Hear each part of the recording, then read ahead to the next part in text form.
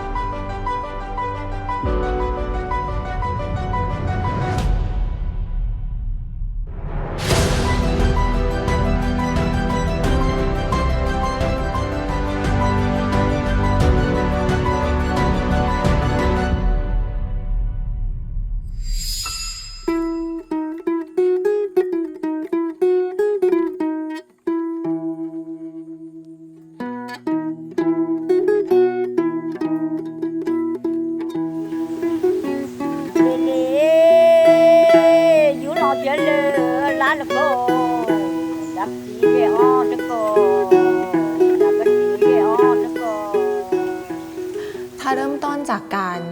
อธิบายจากคำว่าชาวเขาหรือพวกเขามันยากที่จะเข้าใจว่าชาวเขาที่ว่าเนี่ยหมายถึงใครหมายถึงเขาที่เป็นคนที่อยู่บนเขาหรือว่าเขาที่เป็นคนอื่นที่ไม่ใช่เราคำว่าชาวเขาและชาวเรามันก็เลยมีลักษณะของการเป็นการแบ่งผู้คนออกจากกันก็ย่ารู้จักคำว่าชาวเขาจำว่าน่าจะเป็นช่วงประถมนะคะสมัยที่เราดูในเพลงเคารพธงชาติเราจะเห็นคนที่แต่งกายที่มีลักษณะเป็นชาติพันธุ์ตอนนั้นเนี่ยก็รู้สึกว่าเขามีความแตกต่างจากเรามากนะคะเพราะว่าเขามีความเป็นอัตลักษณ์ชัดเจนเนอะทั้งเรื่องของวัฒนธรรมการใช้ภาษาอย่างที่บอกการแต่งกายภาพลักษณ์โดยภายนอกเนี่ยเขาค่อนข้างต่างกับเรามากค่ะในตอนนั้นยังไม่เข้าใจ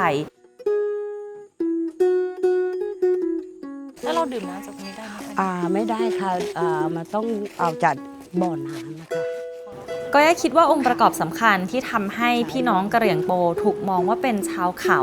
หรือถูกมองว่าเป็นคนอื่นคือความแตกต่างจากคนพื้นราบในด้านวัฒนธรรมประเพณี การแต่งกายและพิธีกรรมความเชื่อค่ะแม่ย่าเขาดีใจมากอีกแล้วแม่ย่าสวัสดีค่ะ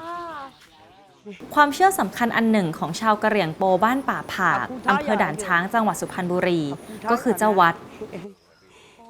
แม่ยาอายุเท่าไหร่นะคะนี่แข็งแรง80 กว่าให้พรหน่อยสิให้พรคันว่าเจ้าวัดนี่ก็มันเป็นผู้ปฏิบัติประเพณีของกะเหรี่ยงได้เหลือโดยตรงนะคะเจ้าวัดนี่ก็ถูกแต่งตั้งกับเทวดาเนาะคือว่าเจ้าวัดนี่ต้องถือศีล 5เนาะต้องถือศีล 5ตลอดเวลาทุกวันพระ15 ขั้นหรือ8 ขั้นของเดือนทุกเดือนเหมือนกับว่าเราบูชาสิ่งศักดิ์สิทธิ์แม่ทั้งหลายเนี่ยสิ่งศักดิ์สิทธิ์มีจริงอยู่เนี่ยให้ปกปักรักษาอย่าได้ให้ภัยพิบัติต่างๆเนี่ยอย่าได้เข้ามาเลยอย่างเช่นโควิดอะไรเงี้ยถ้าเรามองจากมุมมองของคนภายนอกเนี่ยเราอาจจะรู้สึกว่าพิธีกรรมความเชื่อเหล่านี้เป็นของแปลกแต่ถ้าเราทำความเข้าใจเรื่องนี้อย่างจริงๆเราจะเห็นว่าในทุกสังคมวัฒนธรรมเนี่ยมันมีพิธีกรรมความเชื่อที่มีลักษณะเฉพาะเป็นของเขาของเราแล้วก็มีพิธีกรรมเป็นของเราถ้าเรามองในประเด็นนี้เราจะเห็นว่าสิ่งที่เราปฏิบัติในพิธีกรรมความเชื่อของเราเนี่ยก็ไม่ได้แตกต่างจากความเชื่อหรือพิธีกรรมของชาวเขาหรือกะเหรี่ยงโปที่เขาปฏิบัติต่อๆกันมาเพราะฉะนั้นไอ้สิ่งที่เรียกว่าพิธีกรรมและความเชื่อเนี่ยมันไม่ควรถูกเอามาเป็นสิ่งแบ่งแยกชาวเขาชาวเราออกจากกันเพราะเราก็มีพิธีกรรมความเชื่อไม่ต่างจากเขาเหมือนกันในทางปฏิบัติ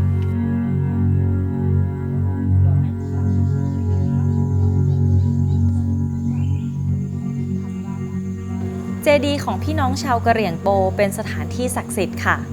ห้ามคนนอกเข้าไปด้านในรวมถึงการถ่ายภาพต้องอยู่ในขอบเขตที่กำหนดเอาไว้ ห้ามถ่ายจากจุดที่สูงกว่าเจดีย์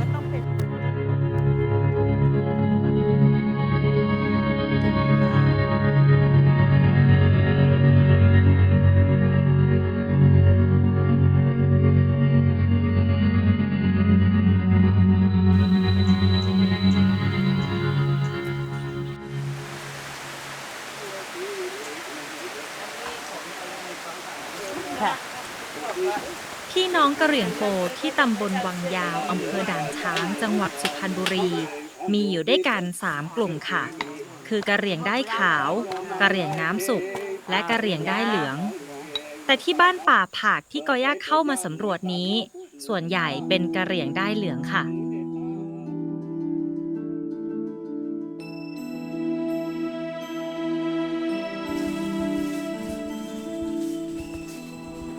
กะเหรี่ยงด้ายเหลืองค่อนข้างเคร่งครัดค่ะ อย่างเช่นถ้าจะทำกิจการในไร่ ก็ต้องบอกเจ้าที่เจ้าทางก่อนทุกครั้ง ตั้งแต่เริ่มเพาะปลูกไปจนถึงการเก็บเกี่ยวผลผลิต อย่างวันนี้แม่ยุพิมสารไม้ไผ่ที่ในภาษากะเหรี่ยงเรียกว่าสะดึงแล้วนำไปปักในไร่ข้าว เพื่อบอกกล่าวพระแม่โพธิ์ศพและพระแม่ธรณี อธิษฐานขอให้ผลผลิตดี มีเพียงพอต่อครอบครัวของเธอ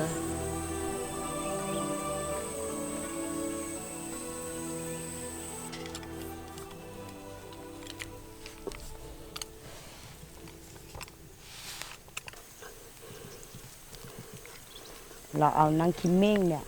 เรามาพรมเพื่อทางความสะอาดสิ่งที่บกพร่องสิ่งที่ล่วงเกินอะไรอย่างเงี้ยอย่าได้มีแล้วก็มาทางความสะอาดแล้วเนาะให้บริสุทธิ์เหมือนคิมมิ่งเนี่ยทางภาษากะเหรี่ยงนะย่องบองคือว่าย่องเนี่ยเหมือนกับว่าบริสุทธิ์อะไรอย่างเงี้ย การไหว้สิ่งศักดิ์สิทธิ์ที่ปกป้องพื้นดินหรือแม่ธรณีเนี่ยเป็นสิ่งที่มีความสำคัญในการทำมาหากินของพวกเขา แต่มันก็จะมีความแตกต่างกับคนในพื้นราบที่มีการอพยพเข้ามาในพื้นที่ ซึ่งก็เป็นคนภาคกลางหรือในกลุ่มชาติพันธุ์อื่นๆนะคะเขาก็จะมีการไหว้ในแบบที่เป็นเนื้อสัตว์แล้วก็เหล้าซึ่งตรงนี้มันจะขัดกับความเชื่อของโพลหรือกะเหรี่ยงโปมันมีความสำคัญในเชิงของที่ดินหรือการใช้ประโยชน์จากที่ดินเพราะว่าโพลเนี่ยเขาจะไม่กลับไปใช้ที่ดินตรงนี้เพราะว่าที่ดินตรงนี้ในการรับรู้ของเขามันไม่บริสุทธิ์แล้วเพราะว่ามันมีการไหว้ด้วยเนื้อสัตว์และสุรา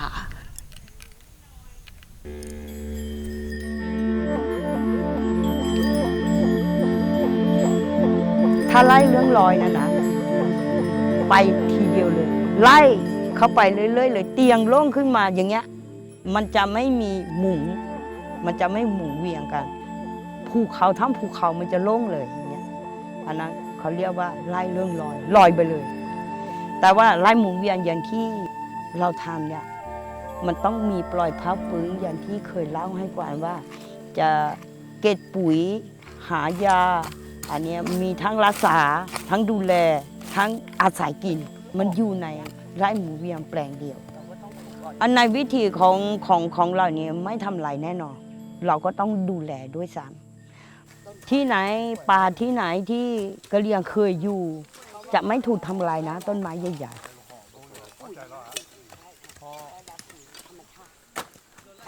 ถ้าผมว่าคนในเมืองนะถ้าคือต้องมาเข้าใจกับชีวิตกะเหรี่ยงเพราะชีวิตกะเหรี่ยงไม่ใช่คนทำลายเป็นคนที่อนุรักษ์ป่าแล้วก็ฟื้นฟูป่าคือพวกเราจะทำอย่างนี้แล้วก็จะเว้นเป็นป่าอย่างนี้ให้ป่ามันฟื้นตัวอย่างนี้ก็อย่างน้อยประมาณ4 ปีป่าที่ฟื้นมาเนี่ยเขาเรียกว่าไร่ซากที่มีร่องรอยการที่พวกเราเคยทำกินมาก่อนเนี่ยแล้วก็เป็นการพักดินพักป่าให้ป่าฟื้นตัวถ้าทำอย่างวิถีของกะเหรี่ยงเนี่ยยังไงก็ยังมองเห็นป่าครับ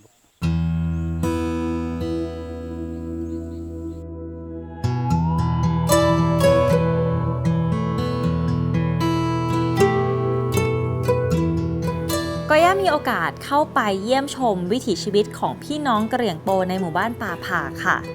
สังเกตเห็นว่าการแต่งกายของเด็กๆน่ารักมากๆพวกเขาจะสวมใส่ชุดสีขาว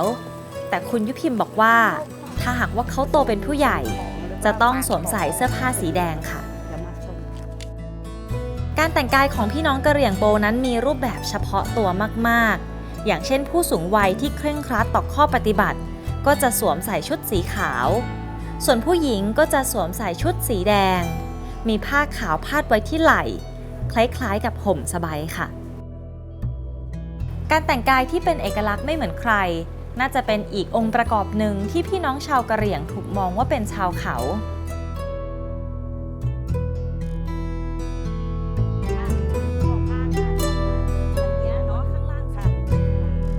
นอกจากนั้นการพูดภาษาไทยไม่ชัดก็เป็นอีกหนึ่งปัจจัยที่ทำให้ถูกดูหมิ่นเหยียดหยามจากกลุ่มคนที่ไม่เข้าใจในเรื่องพหุสังคมแต่ก่อนเนี่ยพี่รู้สึกน้อยเนื้อตามใจเหมือนกันเนาะพูดไม่ชัดแล้วก็โดนหัวเราะเขาจะนินทารับหลังเนาะไม่ว่าอันนี้ก็ลาวด้วยไทยด้วยถามว่าเป็นกะเหรี่ยงนี่นาที่พูดไม่ชัดเนาะถามว่าเขาฟังรู้บ้างไม่รู้บ้างก็ไม่เสียใจขอให้เราได้พูดออกไปมีโอกาสที่ได้พูดออกไปก็คือภาคภูมิใจว่าเราพูดได้2 ภาษา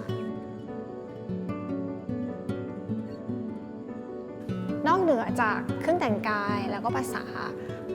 สิ่งที่เป็นอัตลักษณ์ชาติพันธุ์เนี่ยก็ยังมีอีกหลายๆอย่างแฝงอยู่ในเรื่องของความคิดความเชื่อของเขาซึ่งจริงๆอันเนี้ยสำคัญมากอย่างกรณีของโพลหรือกะเหรี่ยงโปเนี่ยเขามีสิ่งที่เรียกว่าวิธีคิดหรือฐานคิดที่สัมพันธ์กับธรรมชาติการอยู่กับป่าเพราะฉะนั้นจริงๆแล้วสิ่งที่เรียกว่าอัตลักษณ์ชาติพันธุ์เนี่ยมันก็คือรูปแบบการใช้ชีวิตที่มีความเฉพาะของเขาตัวเขาเนี่ยมันมีความเฉพาะมันเป็นอัตลักษณ์เฉพาะซึ่งเขาเรียกว่าได้รับการสั่งสมเรียนรู้มาจากการอยู่ในสภาพแวดล้อมที่เขาเลือกที่อยู่อาศัยแล้วก็ผลิตตัววัฒนธรรมแบบนี้ขึ้นมาแล้วก็สัมพันธ์กับการใช้ชีวิตของเขาเพราะฉะนั้นเราไม่สามารถมองเขาจากสิ่งที่เรียกว่าการแต่งกายภายนอกการที่เราจะเข้าใจว่าเขาเป็นใครเนี่ยบางครั้งเราต้องเข้าไปทำความศึกษาการศึกษาวัฒนธรรมของเขาซึ่งเราต้องยอมรับว่าในโลกปัจจุบันมันจะมีทั้งสิ่งที่เป็นโลกสมัยใหม่และโลกในแบบความเชื่อของเขาที่มันผสมกันแล้วมันก็เคลื่อนไปข้างหน้ามันไม่ได้มีสังคมไหนที่หยุดนิ่งหากสมมุติว่ากอย่าเป็นชาวเราที่มีสถานะเป็นชนชั้นกลางชาวเขาในมุมมองของกอย่าก็คือคนชั้นที่สูงกว่าหรือชนชั้นระดับล่างก็ได้ค่ะดังนั้นกอย่าจึงเป็นได้ทั้งชาวเราและชาวเขาค่ะเราสามารถเป็นชาวเขาในสายตาของคนที่อยู่สูงกว่าเราความเป็นอื่นเนี่ยมันสามารถเกิดขึ้นกับตัวเราได้เหมือนกันเพราะฉะนั้นจริงๆแล้วเราเนี่ยมันไม่จำเป็นที่จะต้องเป็นใครที่สูงกว่าหรือต่ำกว่าเราเป็นตัวเราหรือพวกเราเนี่ยสามารถเป็นใครก็ได้เพราะเรามีเขาเป็นคู่เปรียบเทียบเงื่อนไขอื่นๆเช่นเศรษฐฐานะที่แตกต่างชนชั้นที่แตกต่างอาจจะต่ำกว่าหรือว่าการต้องเข้ามาทำงานในเมืองการเข้ามาใช้ชีวิตในเมืองมันทำให้เกิดการแบ่งแยกผู้คนแล้วเกิดคำว่าชาวเขาที่เรียกว่าชาวเขาในเมืองได้เหมือนกัน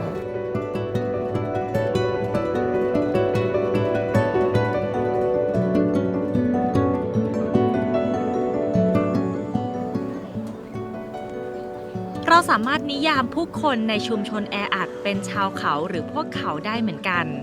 จากภาพจำบางอย่างที่มองชุมชนแออัดเป็นแหล่งเสริมโทรมสถานก่ออาชญากรรมและแหล่งยาเสพติดสมัยนั้นก็จริงๆนะครับน้ำคุงน้ำคำยุงอะไรเยอะแยะไปหมดขยุงขยะว่ากันไปเรื่อยเฉยณเวลานี้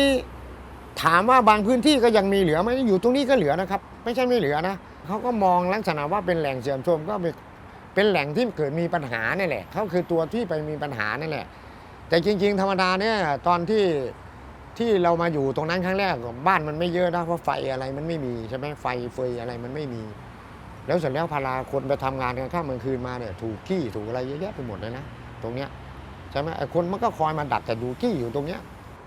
คนในลักษณะในชุมชนก็ไม่เห็นมันมีนะขี้ปุ่งขี้พ่นก็มีกันรู้จักมักจีกันส่วนมากจะเป็นคนที่อื่นมาก่อเหตุแล้วถ้ารัฐเขามองในลักษณะอย่างนั้นคำตอบของเราถ้าเป็นความรู้สึกของผมนะจริงๆเราไม่ใช่นะเราไม่ได้เป็นแบบที่คุณพูดนะใช่ไหม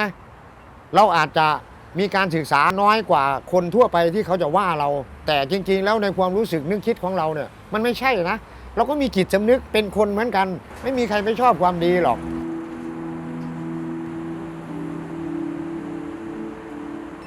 การที่คนเหล่านั้นอยู่ในชุมชนเหล่านั้นรวมกันมันก็เลยถูกเหมารวมว่าที่เป็นอื่นอ่ะแล้วก็ถูกเหมือนกับตรีตาเนาะอาจจะมีเรื่องของยาเสพติดเรื่องของสิ่งแวดล้อมที่ไม่ดีมีอาชีพที่ไม่พึงประสงค์ต่างๆในเชิงของเมืองมันก็คือระบบนิเวศที่เราไม่ได้อยากให้มีหรือว่าเป็นสิ่งที่เราต้องการเห็นในเมืองมันมีความนัยยะของการพยายามจะเบียดขับไล่สิ่งแวดล้อมแบบนี้ออกไปชุมชนแบบนี้ออกไปจริงๆเมืองไม่ควรจะมองแค่เห็นแต่ตึกหรือว่าสิ่งแวดล้อมสวยงามมันมีสิ่งแวดล้อมแบบนี้ที่มันสัมพันธ์กันด้วย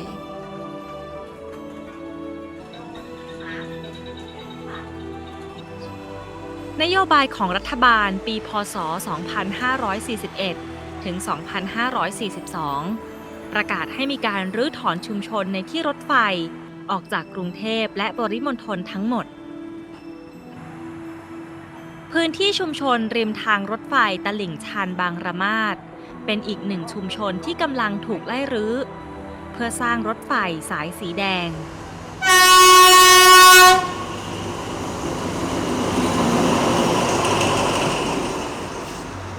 พื้นเพของผมเป็นคนจังหวัดมหาสารคามผมเข้ามาอยู่กรุงเทพตั้งแต่สมัยน่าจะปี 2518 เข้ามาแบบหนีมาแหละพูดง่ายๆนี่แล้วกันหนีมาแล้วก็มาตายเอาดาบหน้าอะไรประมาณนี้เพราะเห็นคนอื่นเขาอยู่ได้ก็อยู่ใช่ป่ะคือมีคนมาจับจองเขาก็ทำบ้านกระต๊อบเล็กๆไม่ได้ใหญ่นะเล็กๆเองก็ตอนที่ผมมาอยู่ปุ๊บเกิดขึ้นอีกประมาณ20หลังรวมแล้ว61หลังพอดีเลย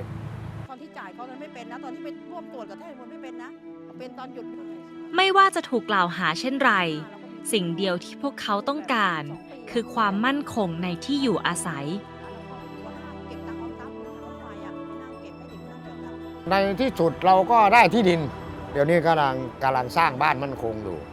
เนื่องจากว่าพี่น้องส่วนหนึ่งก็มาจากผู้มีรายได้น้อยนะครับก็แบ่งสองนะโอเคครับ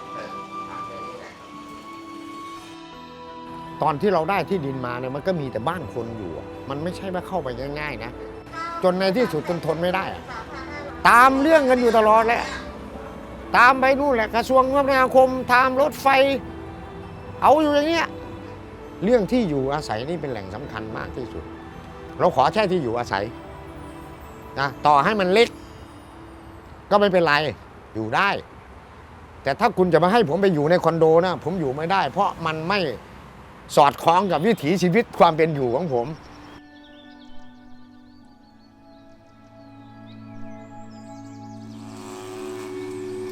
การถูกเบียดขับในเรื่องที่ดินไม่ได้เกิดขึ้นเฉพาะที่อยู่อาศัยของชุมชนริมทางรถไฟตลิ่งชันเท่านั้นกะเหรี่ยงโปที่อำเภอด่านช้างจังหวัดสุพรรณบุรีก็มีปัญหาในเรื่องที่ดินเหมือนกันเรื่องที่ดินเนี่ยมันทับซ้อนมากเรื่องที่ดินเนี่ยเรื่องแรกก็เขามาทันไม้เนาะแล้วก็มีสถานีอาหารสัตว์วิจัยอาหารสัตว์มาเข้ามาทับอีกพังกว่าไร่แล้วชาวบ้านจะอยู่กันยังไงใต้ก็โดนสัมปทานไม้เหนือก็อ่างเก็บน้ำทับอีกแล้วจะไปทางกินที่ไหนยังไงยังไม่เสร็จวันนั้นก็41ก็อุทยานประกาศทับเลยบึงจบเลยชาวบ้านก็ไปที่ไหนไม่ได้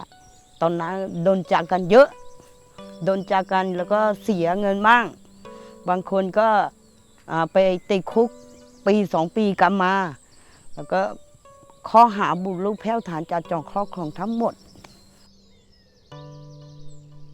ตอนนี้ก็เราก็สบายใจขึ้นดีขึ้นว่าสังคมได้รับรู้เยอะละ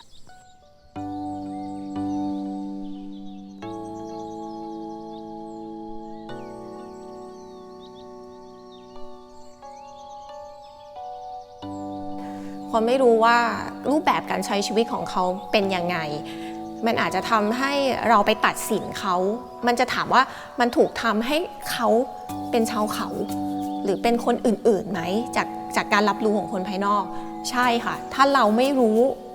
จากเขาเราก็จะด่วนตัดสินว่าเขาเป็นยังไงแต่ว่าถ้าจริงๆแล้วเราลองพยายามทำความเข้าใจว่ารูปแบบการใช้ชีวิตของเขาเนี่ยมันเป็นยังไงเนี่ยมันก็สำคัญในการที่จะทำให้เรารู้ว่าเขาไม่ได้เป็นปัญหาไม่ได้เป็นภัยในทางหนึ่งเขาเป็นคนที่ทำหน้าที่ในการอนุรักษ์ป่าด้วยซ้ำไป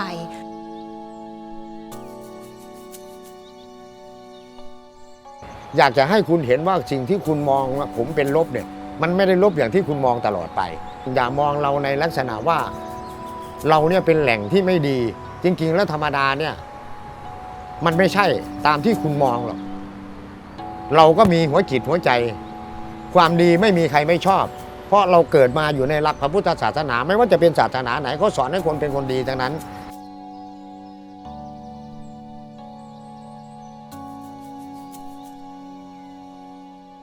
คันว่าชาวเขาของเราเนี่ยอยากให้เขาเข้าใจว่าที่ว่าด้อยไปนิดนึงนะเหมือนกับว่าตอนนี้สังคมมุมมองว่าชาวเขานี่แหละทำลายเขาทำลายเขาแล้วก็ทำลายต้นไม้ทำลายทรัพยากรแม้กระทั่งวิถีชีวิต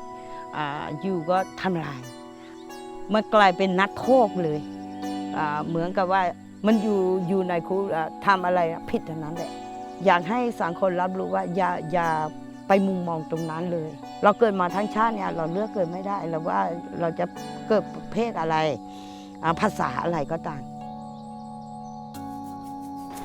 สังคมไทยเป็นสังคมที่มีความหลากหลายทั้งภาษาวัฒนธรรมและความเชื่อแต่ในบางครั้งกลุ่มคนที่ไม่เหมือนกับคนส่วนใหญ่ก็ถูกมองว่าเป็นคนอื่น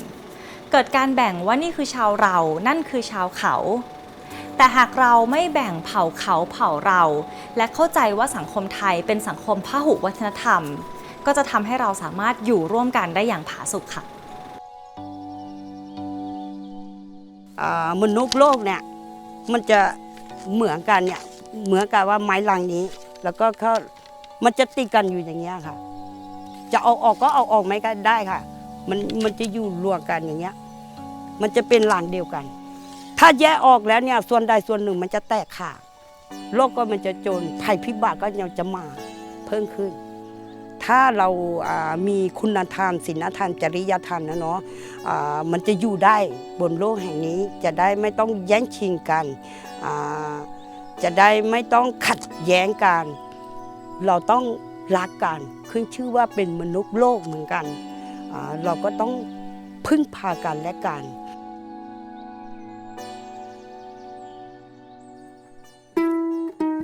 เวลาพูดถึงชาวเขาเราก็จะคิดถึงการตัดไม้ทำลายป่าการปลูกฝิ่นการทำไร่เลื่อนลอยตามคติความเชื่อแบบเดิมๆพอเราติดอยู่กับความเชื่อแบบเดิมสิ่งที่จะเกิดขึ้นตามมาก็คืออคติพอมีอคติเราก็มองคนใกล้เป็นคนไกลเหมือนกับที่เรามองคนจนเมือง